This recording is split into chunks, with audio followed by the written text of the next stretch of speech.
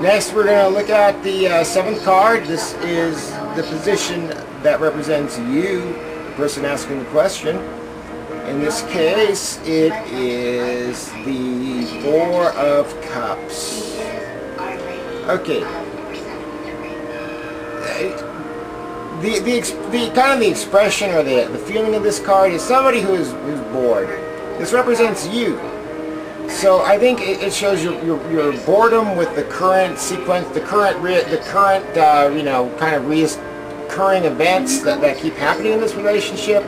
You're kind of you know, you're waiting for something to change, right? You're bored, perhaps frustrated with your present situation, and you want something to change. And so, you know, you're just kind of biding your time.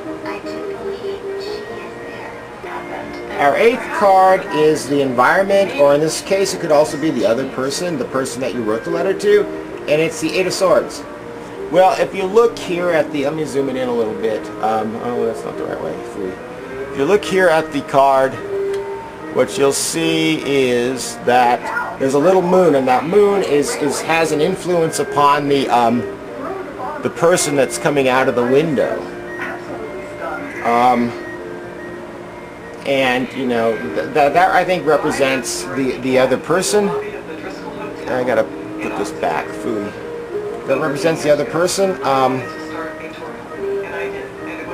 That represents the other person. It represents that they're being influenced by the moon. The same moon that's over here with the three of in the third position. You know, it has that influence. It's a chaotic influence. It's a manipulation of some kind, and it you know, it pulls her away from you. That's what, you know, it's her it's either her environment that is, or it's her that's her personality. But you know, it's like she lives more in a chaotic world than you. Our ninth card is the hopes and fears. Represents your hopes and fears.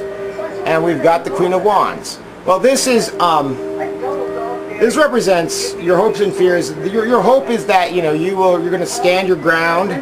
You're not going to give in. You're going to be, you know, strong and powerful, and you know, lay down the law, be a good leader, and that represents the positive side. The negative side just may mean that you're out there. You're kind of exposing yourself.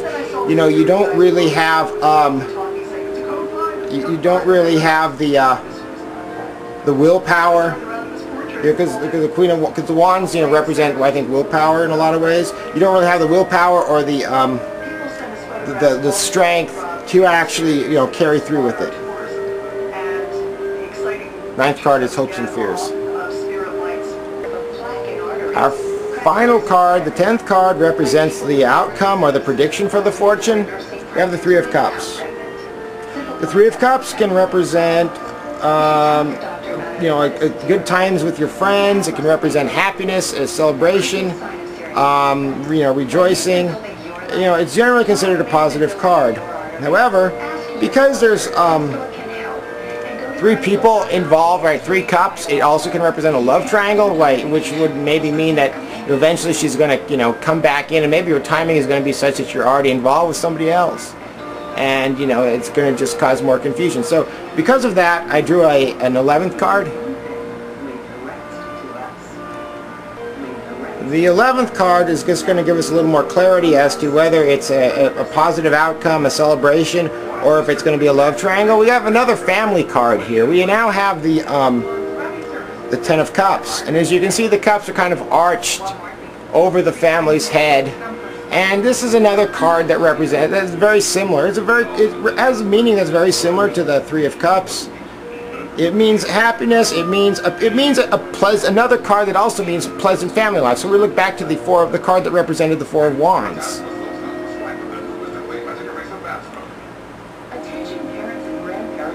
So now that we're pretty much done with the reading, I'll pull it back, and so we can take another look at the entire spread here. I believe, so what this is saying is that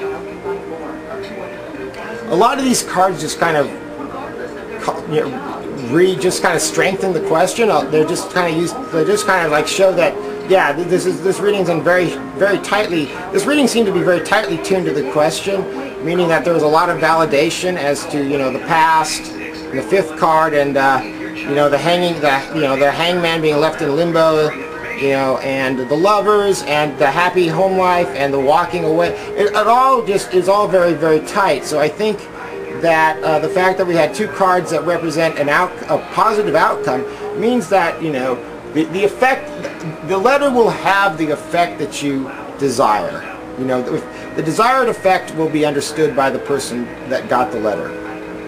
I hope that helps. And just thanks again for a nice letter, and I hope you keep watching, and I hope you enjoy this. Thanks for watching.